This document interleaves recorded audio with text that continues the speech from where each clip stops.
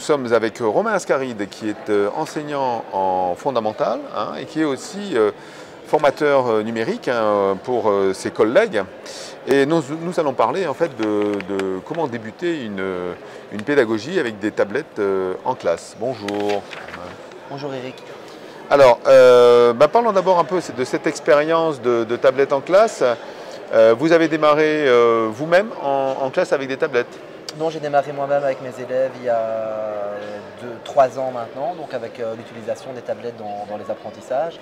Au début, une utilisation vraiment très basique et maintenant je travaille avec des projets beaucoup plus élaborés, donc pédagogie active, classe semi-flexible et vidéo sous fond vert, etc.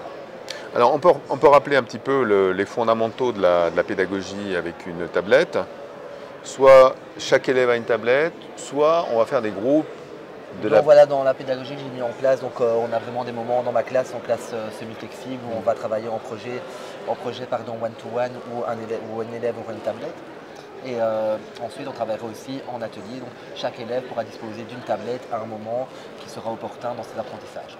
On rappelle un petit peu l'avantage d'une tablette, simple d'utilisation. Alors, avantage simple d'utilisation, tout simplement un appareil photo qui permet de prendre des photos d'une expérience scientifique, par exemple, une vidéo d'une réaction chimique, par exemple, dans les apprentissages, dans les expériences scientifiques. Et des outils surtout au service de la différenciation pédagogique et de la mémorisation au niveau des élèves. Donc un outil facile de mise en œuvre, puisqu'on n'a pas à attendre 36 heures que ça s'allume, il y a un appareil photo intégré et une caméra. Et en plus, donc, on parle de ressources, donc il y a plein d'applications qui ont été faites justement pour mettre en œuvre plein de petites choses.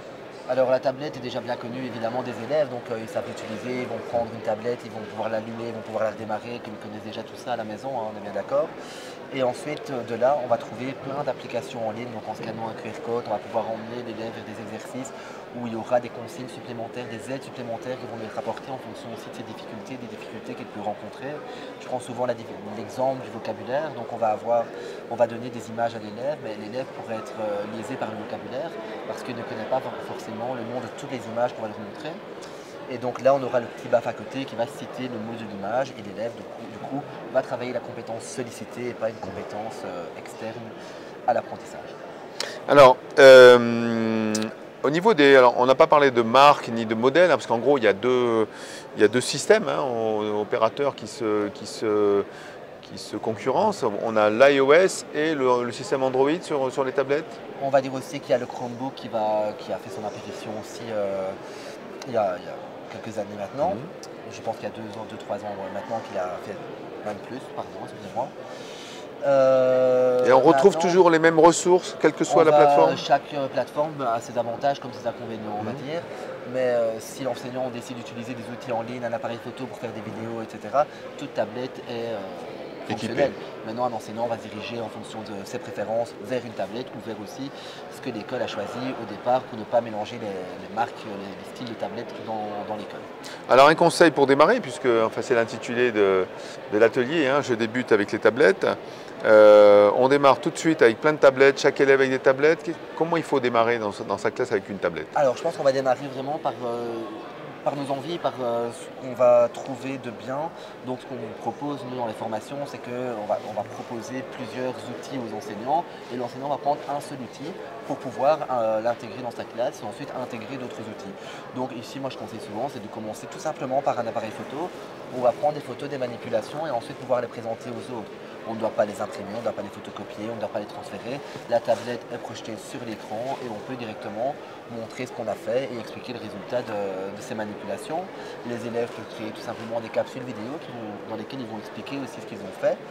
Et aussi, on peut filmer les manipulations qu'on fait en classe et les envoyer directement sur le tableau. Voilà, ça c'est vraiment une utilisation basique et principale qu'on va retrouver.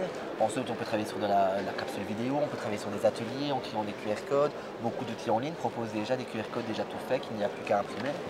Donc voilà, et envoyer l'élève vers des exercices autonomes dans lesquels il va recevoir un feedback direct et donc ne pas être bloqué sur un apprentissage qu'il n'aurait pas compris et directement pouvoir remédier à ses difficultés. Donc du coup, si je comprends bien, on ne change pas trop sa pédagogie au départ. On utilise uniquement la tablette parce qu'elle apporte ce fameux appareil photo qui permet d'échanger les travaux entre élèves. Et après, progressivement, on va intégrer des spécificités. On parlait de QR code.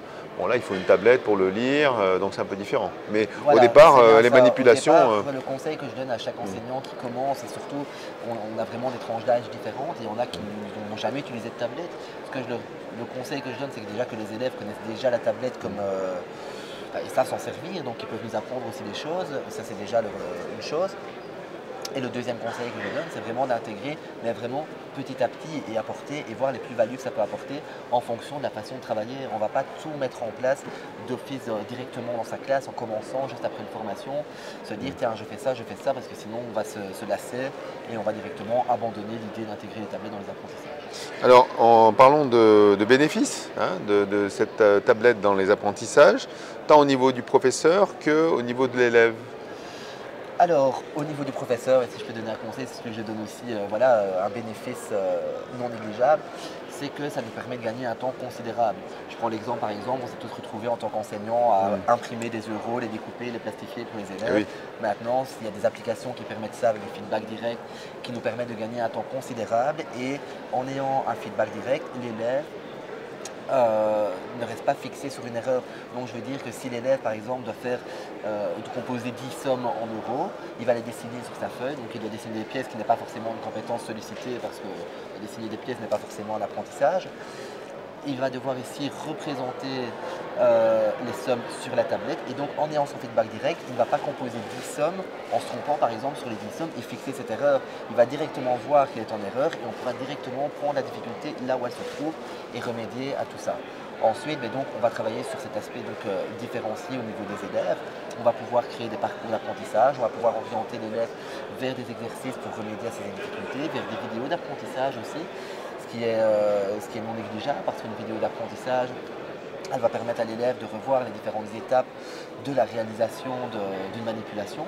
Par exemple, on va tracer un carré, il faut savoir pour ça tracer des droites parallèles ou perpendiculaires, utiliser l'équerre. Donc l'élève pourra aller revoir cette vidéo et revoir les différentes étapes de construction d'un carré.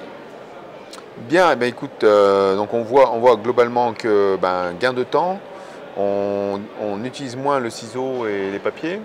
Les élèves je vais peuvent… dire quand même que le ciseau, l'aspect feuille-crayon surtout, n'est pas mis de côté. Donc ça, je tiens à préciser que les élèves ne sont pas toute la journée sur une tablette. S'ils y sont 20 minutes par jour, c'est déjà beaucoup. On est bien d'accord. L'objectif, c'est pas de remplacer ce que l'on fait au quotidien par les tablettes. Et au niveau des élèves, donc l'avantage, c'est peut-être aussi le essai-erreur. On est moins mis en situation d'échec dans ce que vous racontez. Et puis, progressivement, on peut utiliser la puissance de l'outil, de l'outil numérique, pour progressivement arriver dans une pédagogie plus complexe. On va arriver progressivement dans une redéfinition. Donc je fais référence au modèle SAMR de Ruben Fuentedura ici, qui définit les différentes activités qu'on peut faire dans sa classe en fonction de la substitution, de l'amélioration, de la substitution et de la redéfinition. J'espère que je ne me suis pas trompé.